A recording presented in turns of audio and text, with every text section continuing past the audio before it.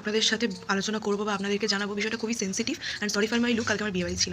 তো বিষয়টা হচ্ছে এরকম যে এখনকার যারা টিচার হচ্ছেন বা যারা পরবর্তীকালে টিচার হওয়ার জন্য ভাবছেন বা অলরেডি যেসব টিচাররা আমার অ্যাকাউন্টে রয়েছেন, যারা ভিডিওটা এই মুহূর্তে দেখছেন, তাদের কাছে একটা রিকোয়েস্ট আমার। আমি জানি আপনারা আপনাদের থেকে 100% ঠিক, এবং আমি সৌভাগ্যবশত লাইফে অনেক অনেক ভালো ভালো টিচার পেয়েছি, স্কুল লাইফে, কলেজ লাইফে, যারা শুধুমাত্র পড়াশোনাটাকে ইম্পর্টেন্সই দেয়নি, যারা একটা বাচ্চার গ্রোথ কীভাবে হয় সেটার দিকেও দেখে।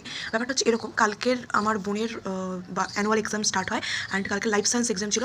অ্যান্ড যারা আমাকে চেনেও, আমার ভিডিও দেখেছে এর আগে, ভ্লগ দেখেছে ইউটিউবে, অ্যান্ড যারা হচ্ছে পার্সোনালি আমার বোনকেও চেনে, অনেক অ্যাকাউন্টে রয়েছে, তারা হচ্ছে গিয়ে এটা জানবে যে আমার বোন আঁকাতে দুর্ধর্ষ বলবো না, বাট আঁকা শিখেছে ছোটোবেলা থেকে, আর খুব ভালো আঁকে।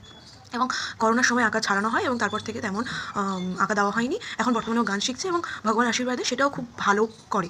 তো ব্যাপারটা হচ্ছে এরকম যে আমার বোন হচ্ছে এখনও ক্লাস 9-এ পড়ে, বাট এখনও ওই বাচ্চা বুদ্ধিটার মাথা থেকে যায়নি, এখনও বাচ্চাদের মতো। তো ওর মাথায় ওই জিনিসটা ক্লিক করেনি। ব্যাপারটা হচ্ছে এরকম যে ও কিছু কিছু আঁকা প্র্যাকটিস করেছে, ঠিক আছে, ওর টিচারের কাছে যেখানে পড়ে টিউশন, সেখানে প্র্যাকটিস করেছে, বাড়িতে প্র্যাকটিস করেছে। এবার ও পয়েন্টসগুলো দেখার জন্য ওর ব্যাগে সবসময় যে আনসার সিট যেগুলো পরীক্ষা দিয়ে এসছে, স্যাররা চেক করেছে, বা আমি যেগুলো পরীক্ষা নিয়েছি চেক করেছি, সেগুলো সবসময় ব্যাগে থাকে এবং সেগুলো সবসময়ও মানে দেখতে থাকে, রিভাইজ করতে থাকে। তো এরকম কিছু আঁকা ওর পেন্সিল ব্যাগে ছিল।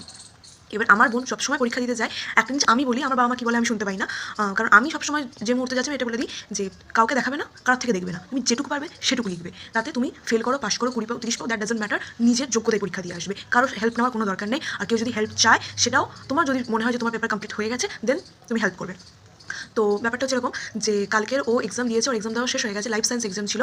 তো শেষ হয়ে যাওয়ার পরে ও সব কিছু গুছিয়ে টুছিয়ে নিয়ে চলে এসছে বাইরে।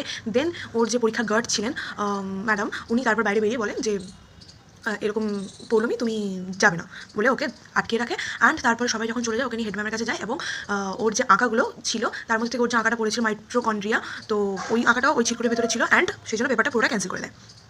ভালো কথা।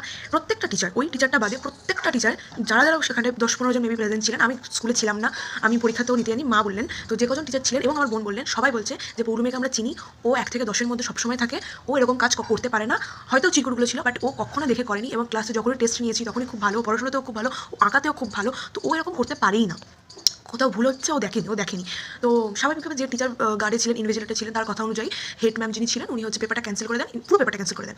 এবং আমার বোন সেই মুহূর্তে তার আগে বলেছে যে ম্যাডাম আপনি যদি বলেন আমি এক্ষুনি আঁকাটা আপনার সামনে এঁকে দিচ্ছি, বা অর অপশনে যে আঁকাটা ছিল বলেন সেটাও যদি বলেন আমি সেটাও এঁকে দিচ্ছি, আপনি যে আঁকা বলবেন আমি সেটাই এঁকে দেবো। কিন্তু ম্যাম ওর কথা শোনেনি, এবং বলা হয় যে আমার মা বলেন গিয়ে যে ম্যাডাম আপনার যদি মনে হয় ও দেখে করেছে, আপনি আবার ওকে পরীক্ষা নিন, অন্য পেপার দিয়ে পরীক্ষা নিন, মানে অন্য কোয়েশ্চেন পেপার দিন, ওকে পুনরায় আপনার সামনে বসে আপনি পরীক্ষা নিন। কিন্তু আমার মেয়ে কখনো এটা করতে পারে না। আমি আমার মেয়েদেরকে এমন শিক্ষা দিইনি, আমি সবসময় পরীক্ষা দেওয়ার আগে বলে দিই তুমি যেটুকু পারবে নিজে করে, কখনো দেখে করবে না। ওই যে চিটকুটগুলো ছিল সেগুলো হয়তো ছিল প্র্যাকটিসের জন্য ভুল হয়ে গেছে, বাট পুরো খাতাটা ক্যান্সেল করবেন না, আপনি আঁকাটা ক্যান্সেল করে দিন, শুধু আঁকাটাই তো, আঁকাগুলোই তোর প্রেজেন্ট ব্যাগ থেকে পাওয়া গেছে, আঁকাটা ক্যান্সেল করে দিন। স্বাভাবিকভাবে এখানে আমার বোনের ভুল আছে, আমিও মানছি। কিন্তু কথা হচ্ছে যে তারপরে আমার বোন, মানে হয় প্রত্যেকটা বাচ্চা কে কীরকম বোঝা যায় না, এবার আমার বোন হচ্ছে প্রচণ্ড সেন্সিটিভ, বাড়ি এসে প্রচণ্ড কান্না করেছে, রাত পর্যন্ত কান্না করেছে, জ্বর এসে গেছে, ওষুধ খাওয়ানো হয়েছে, মাথা যন্ত্রণা হয়েছে। আজকের হচ্ছে ম্যাথ এক্সাম, তো কথাটা হচ্ছে যে প্রিপারেশন অবভিয়াসলি ভালো, কিন্তু পরীক্ষার আগের দিন একটা মাথা যন্ত্রণা, সারা পড়তে পারে না, আজ ভোরবেলা থেকে উঠেছে, বললো 4টে না একটু পরে 4টে না 5টার সময় উঠেছে বললো, উঠে তারপরে ও করলো, প্র্যাকটিস করলো ম্যাথগুলো। অ্যান্ড আমি একটা অ্যাপ্লিকেশন লিখে দিলাম যে পরবর্তী এক্সামে যাতে বুঝতে পারে, এই জন্য বলেছিল অ্যাপ্লিকেশন লেখার জন্য। আমার কথা এটা হচ্ছে যে অবভিয়াসলি আপনারা টিচার, আপনারা ভবিষ্যৎ গড়েন, আপনারা আমাদেরকে গড়েছেন, তাই জন্য আমরা কিছু না কিছু আজকে হতে পেরেছি। যেটুকু শিক্ষা, বিদ্যে, বুদ্ধি আপনারা আমাদেরকে দিয়েছেন, সেই কারণে আমরা হতে পেরেছি। কিন্তু কথা হচ্ছে এটা যে আমাদের গ্রোথের পিছনে আমাদের বাবা মায়ের যদি 50% হাত থাকে, টিচারদেরও কিন্তু 50% হাত থাকে, সব কিছু বাবা মার দিয়ে হয় না কিন্তু, ঠিক আছে। এই যে কিছু কিছু টিচার, এই যে প্যানেলটা ক্যান্সেল হলো, দেন এক্সাম হলো, এখানেও তো কিছু কিছু টিচার ছিলেন, সেই টিচারের মধ্যেই একজন টিচার হচ্ছে উনি, যে এতে ছিলেন, ইনভিজিলেটরে ছিলেন।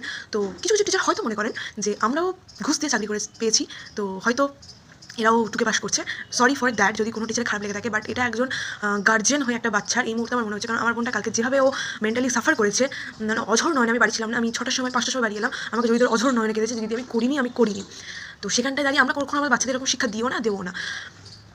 আপনাদের পড়াশোনাতে আপনারা যতটা না হেল্প করেন, একটা বাচ্চার মেন্টাল গ্রোথের জন্য আপনাদের ততটাই কিন্তু হেল্প প্রয়োজন।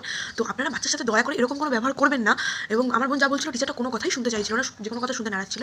তো প্লিজ এমন কিছু করবেন না যে বাচ্চার পরবর্তী পরীক্ষাগুলোতেও সেটা এফেক্ট করে, পরবর্তী লাইফে এফেক্ট করে। তো আমার বোনকে বলে দিলাম যে এটা তোমার শিক্ষা হয়ে গেল, তুমি দয়া করে চিরকুট, প্র্যাকটিস, এগুলো যা হবে সব বাড়িতে রেখে যাবে, আর একটু চালাকি বুদ্ধিতে চলতে হয়, ঠিক আছে।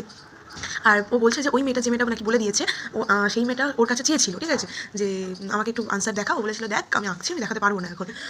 তো সব ব্যাপারটা হচ্ছে যে বলছে যে আমি ওকে দেখাইনি, ও বলে দিয়েছে যে বাচ্চা বুদ্ধি অনেক কিছু বলবে, কিন্তু কথাটা হচ্ছে যে আপনি চাইলে পুরো আঁকাটা ক্যান্সেল করতে পারতেন, আপনি চাইলে 70-তে মেবি ওদের পরীক্ষা হয়, না 90-তে পরীক্ষা হয়, আপনি অর্ধেক মার্কস করে দিতে পারতেন, যে 45 বা 70 হলে 50 বা 35 এক্সামটা হোক, অর্ধেক মার্কস কাটা, বা আমার সামনে আমার রেখে দাও, পুরো খাতাটা ক্যান্সেল করে সারা বছর পড়ে, সারা রাত পরীক্ষার আগে এক সপ্তাহ ধরে সারাদিন পড়ে, সারা রাত পড়ে বাচ্চারা যখন পরীক্ষা দেয়, পুরো খাতাটা ক্যান্সেল হওয়া বাচ্চার উপর কতটা মেন্টাল এফেক্ট পড়ে। আমি এখানে সম্পূর্ণ আমার বোনের ভুল বলবো, কিন্তু টিচার বলে যে ও ধরা পড়েছে, ইনফ্যাক্ট ও যে দেখে দেখে আঁকছিল এরকম কিছু ধরা কিন্তু পড়েনি, এরকম দু তিনজন স্টুডেন্ট ধরা পড়েছে, এরকম কিছু ধরা পড়েনি, ধরা পড়েছে হচ্ছে যে একটা ও পরীক্ষা দিয়ে বেরিয়ে গেছে আনসার দিয়ে, একটা কী বলবো, একটা স্টুডেন্ট গিয়ে নাকি এরকম বলেছে। তো কথাটা হচ্ছে যে আমার এখনও মনে হয় যে পড়াশোনা শেখালে কিন্তু টিচার হওয়া যায়, টিচার হওয়ার জন্য ওই এডুকেশন সাবজেক্টে একটা পড়েছিলাম ক্লাস 11-এ, যে গাইডেন্স, ফিলোসফার, এগুলো কিন্তু দরকার হয়।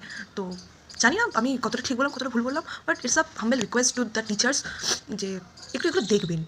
আপনি যদি সেই মুহূর্তে তাহলে দেখেননি কেন ক্লাসে, আপনি আঁকাটা ক্যান্সেল করেন, 50 মার্কস ক্যান্সেল করেন, পুরো খাতাটা ক্যান্সেল করে, মানে বাচ্চারা ভাবছে যে আমি ইনফ্যাক্ট ওর লাইফ সায়েন্স এক্সাম সবচেয়ে ভালো হয়, আমিও লাইফ সায়েন্সে সবচেয়ে ভালো ছিলাম, আমি সায়েন্স যদিও পড়ি না, আমি লাইফ সায়েন্সে ভালো ছিলাম, আমি জানি আমার বোনকে আমি পড়িয়েছি লাইফ সায়েন্সে, ও কতটা ভালো।